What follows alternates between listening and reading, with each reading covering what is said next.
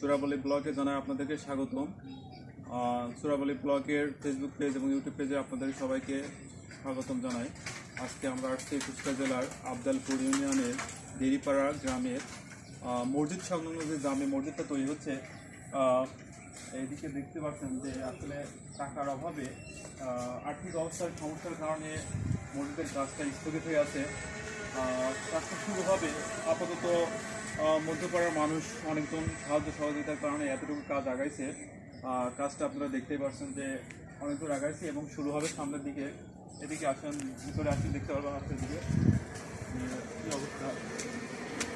এদিকে দেখতে পাচ্ছেন চারটয় বেড়ার অবস্থা দেখতে পাচ্ছেন, ভিতরের অবস্থা।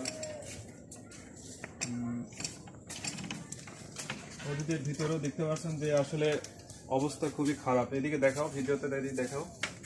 আসলে অর্থ